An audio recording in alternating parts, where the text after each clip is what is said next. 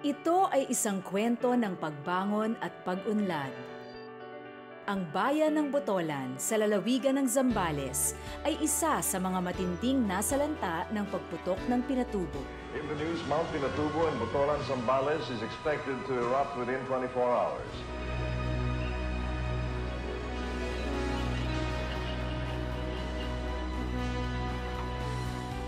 Marami na ang namuno, ngunit bigo pa rin sa pagkamit ng tunay na pagbabago. Hanggang sa dumating ang isang pinunong may tapat na hangaring maglingkod. Taong 2013 na magsimulang manungkulan si Nanay Bing Maniquis.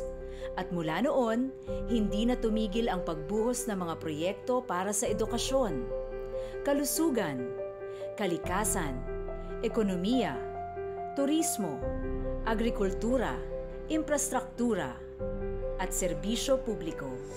Ang sabi nga ni Gat Jose Rizal, ang kabataan ang pag-asa ng bayan. Kung kaya't mas pinagtibay ng pamamahala ni Nanay Bing kasama ang kanyang sanggunian ang pagbibigay ng dekalidad na edukasyon para sa kabataan ng Botolan. Pagdating sa edukasyon, yun yung kaligayahan natin. Ang anak na nakapag-aral ay kayamanan ng magulang.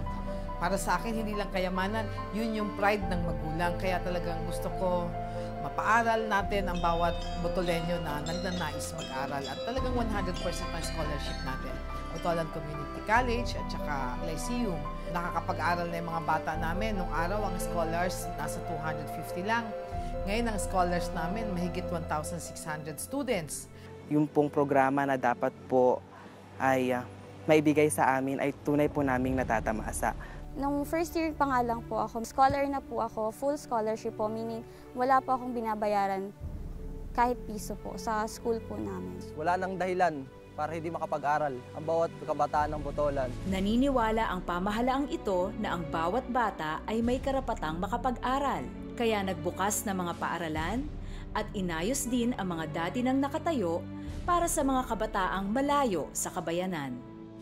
Para po sa akin, ganito, sila po kasi malayo medyo sa bayan, malayo sa school, sila po talaga ay nasa bundok. Bilang isang guro, talaga pong ninais ko pong pumunta dito ma-assign. Nang dahil sa aking pagsisikap sa pagtuturo, matulungan ko po sila at para po, meron po akong maiambag, para po mai-apply ko din sa kanila, maituro ko din po sa kanila. Malaking tulong sa amin at nakapag-aral ang aming mga apo. Nakakatuto na silang magbasa, magsulat ng pangalan po nila.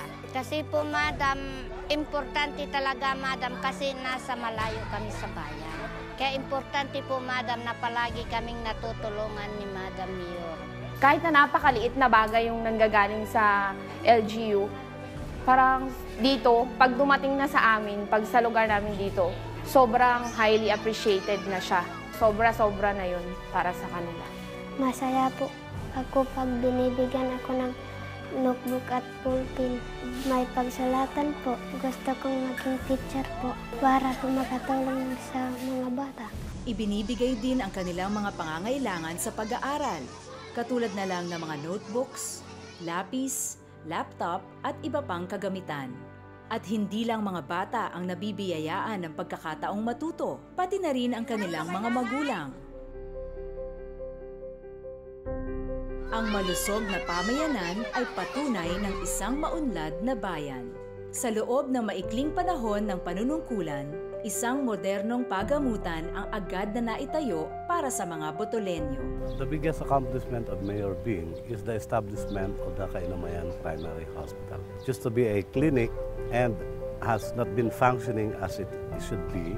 In less than 6 months as the mayor, she started what she promised to have a primary hospital. As a mother, alam ko yon na pagka ang anak mo may sakit at wala kang matakbuhan, masira siguro ulo mo eh. So yun yung una kong tinugunan bilang isang nanay.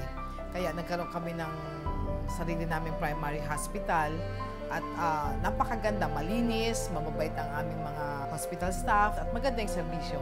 Inilapit din ang mga serbisyong pangkalusugan para sa mga bata, ina at senior citizens. tumaas po yung accomplishment namin. Bali po kumpara noon kasi hindi namin naaabot po nito. Lalo po pag tag-ulan, hindi po kami makakarating dahil mataas po ang tubig, gawa ng lahar po. Napakahalaga po nitong klase kasi po nabibigyan po sila ng tamang impormasyon para po maging maganda ang kanilang kalusugan. Ang mga buntis ay nabibigyan po namin sila ng vitamins, yung ferrous sulfate. Sa infant na ibibigay na po namin yung bakuna. Senior citizen na ibibigay po namin yung vitamins na binibigay po ng mahal na mayor. Ang regular po na ipapaabot sa kanila. Bigyan mo ang kapwa mo ng isda at mapapakain mo siya ng isang araw. Turuan mo siyang mangisda at mapapakain mo siya habang buhay. Maraming mamamayan na ang nakinabang sa mga kooperatibang itinatag upang matulungan nila ang kanilang mga sarili sa pamamagitan ng pagpapalago ng kanilang mga pamumuhay. Nag-aral po kami ng pagsasaka para madagdagan yung kaalaman namin. Sa mga bini, nagbigay po si Mayor, abono. Masaya po kami dahil marami po kami natutunan sa mga teknolohiya sa tulong po ni Mayor. Dahil sa co-op, natulungan ako, napautang ako ng konting puhunan at ngayon po, yun po ang ginamit ko sa pagtatanim ng mga gulay. Dahil sa kinita ko po, nakabili po ako ng sariling gamit sa patubig, tricycle, saka isang XLT jeep. Malaki po ang naitulong sa akin dahil kung wala naman po yun, hindi rin ako makakapag-umpisa. Yung mister ko po isang mangingisda. Kapag hindi po kami nakakalaot, meron pong binigay na yung korporasyon namin, papautang yung pera. Kaya po nakahiram po kami ng pera, binahiram po ng aming mayor, na si Mayor Bing Manikis. Ito na po yung maging produkto niya, ito po yung inahin namin, papadispose yung mga anak niya. Ngayon po, meron na po kami mga babuyan, meron na rin po kaming mga pinagkakakitaan, marami rin po kami nabiling gamit dahil po sa tulong ni Mayor. Nilalayon din ni Nanay Bing at ng buong sanggunian na palaguin ang agrikultura para mapakinabangan ng mga mamamayan ng Butolan. Pamamaraan ng pagsasaka ay umunlad kasi nagkaroon nga po kami ng pagsasanay at yung binhi po dating ginagamit po namin ay hinihiram-hiram lang po sa kamang bubukid. Ngayon po ay binibigay po ng programa ni Mayor Bing ay yung pong certified seeds sa hybrid na kung saan yung sa hybrid ay halos doble po yung naaani. Iisa lang ang ating tahanan, kaya't ito ay ating alagaan. Mahigpit na ipinatupad ang pagbabawal sa pangingisda gamit ang dinamita. Bukod dito, naging proyekto rin ang paglagay ng mga artificial coral reef upang lumago ang bilang ng mga isda sa karagatan. Patuloy din ang pagsasagawa ng mga cleanup drive upang mapanatili ang kalinisan ng kapaligiran. Kasama na dito ang pagtatanim ng mga puno na pakikinabangan ng mga susunod pang henerasyon. Kasabay ng pag-unlad na ito, ang pagtatayo ng mga makabagong kalsada at gusali upang mas mabilis na maipaabot ang mga pangunahing pangangailangan ng mga Butolenyo.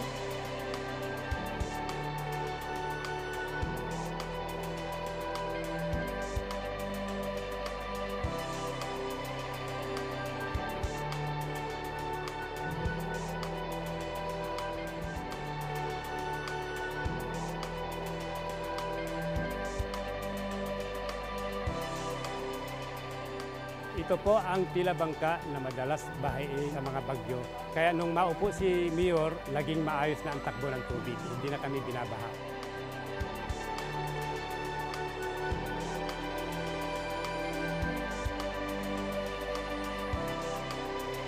Bukod sa angking bait ng mga Butolenyo, napapaligiran din ito ng likas na yaman at magagandang tanawin.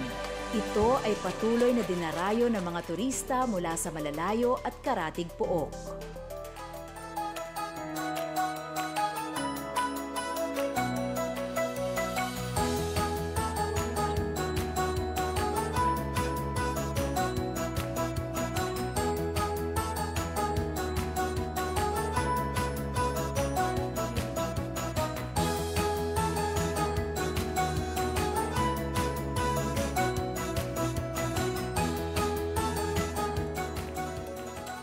Ang tunay na paglilingkod dapat ay nararamdaman ng mga mamamayan. gaano man kalayo, anuman ang estado ng pamumuhay. Ang Kainamayan Village po ay ito po yung napiling safe na lugar po para sa mga kababayan po namin na nasa lanta po ng Undoy. Ang nakatira dito sa Kainamayan Village, almost 500 families. Naging bahagi rin ang lahat sa bawat kasiyahan at pagdiriwang.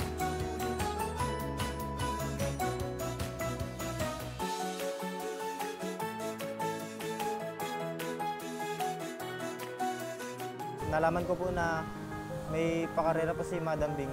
Sumali po ako, tapos po hindi ko po inaasahan na ganun po yung premyo na ibibigay po sa akin. Isang bangka po, tapos po kasama na po yung motor. Ngayon po, hindi na po ako napapagod magsaguan po. Tapos po mas napapadali na rin po yung pag-iisda namin po dahil po may motor na po kami. Hindi na po kami napapagod magsaguan po. Pinararangalan at binibigyang halaga ang mga mamamayan. Sa loob ng ilang taon, nagawa ni Nanay Bing ang mga proyektong hindi akalaing magagawa. Yan ang malinis at tapat na pamumuno. Marami pang mga proyekto para sa ikauunlad at ikabubuti ng mga Botolenyo ang nasimulan na. Yung infrastruktura natin, unti-unti sapagkat hindi naman po malaki ang pera ng bayan ng Botolan. At naka-line up po dyan yung madagdagan pa yung ating ospital para ngayong taon at yung sementeryo natin maumpisahan. Hindi naman ho natin kayang biglain. Kaya nga nag-decide po akong mag-re-elect, humingi uli ng isa pang pagkakataon na matapos ko lamang po itong aking mga programa.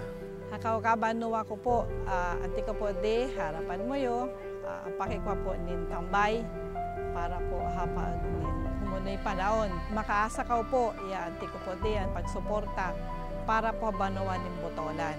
Muli po para po sa inyong lahat, isang walang sawang pasasalamat po ang ipinapaabot ko po sa inyo aking mga mahal na mga kababayan. Sana po, suportahan niyo po ang programa ng aming mayora upang sa gayon may pagpatuloy namin ang complete services na ibibigay namin sa mga tao ng Botolan, especially po sa farmers. Maraming salamat po. Kami na buong pwersa ng barangay captain ng 31 barangay ay 100% na sumusuporta sa ating mahal na mayor. Salamat po sa mga kabanwang tabo. Maraming salamat sa mga programa ng ating butihing mayor na nakaagapay parati sa mga pangangailangan ng ating mga magsasaka. At ganoon din sa ating mga kababayan na patuloy na naniniwala at sumusuporta rin sa programa ng administrasyon. Maraming salamat sa inyong lahat, mga kababayan kong mga taga-Botolan. Labis-labis po nagpapasalamat sa aming mayor na si Nanay Bing Maniquis Teresano dahil mula po nung naupo siya, malaki na po ang pagbabago ng bayan ng Botolan. Mga mahal na kababayan, kung gusto natin ipagpatuloy ang progreso ng bayan, suportahan natin ang mga programa ng Sulong Botolan Party.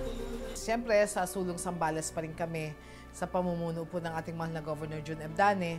Tapos, ang kasama naming congressman ay ang tatay po ng mga anak ko, si Engineer Hart Teresano. Tapos, yung line-up ko po, si Vice Doris, yung aking dating administrador, nakasakasama ko po sa bawat programa ko. Talagang napakasipag at maaasahan. Tapos, ang line-up ko naman sa mga sanggunian, si kasalukuyang Vice Mayor, Nick Manso, Goyo Haring, Aris Lingat, Tom Doble, ABC Oliver Olivares, Glenn Manangan, Amor Kaasi, at Attorney Edmund Perez. Para sa kinabukasan natin, ang suporta, ang tulong niyo po sa buong ticket ng Sulong Botolan, Sulong Zambales, ay hindi po suporta para kay Nanay Bing, kundi suporta po natin ito para sa ating bayang mahal at sa buong lalawigan. Governor Jun Evdane para Governor, Hart Teresano po para Congressman, at ang aking kasama sa munisipyo. Maraming salamat po. Milalabi, milalamo, mitatambay, magkamihan. Sulong Botolan, Sulong Zambales. Ituloy natin ang magandang kwentong ito sa 2016. Para sa tuloy-tuloy na pagbabago at pag-unlad ng bayan ng Botolan.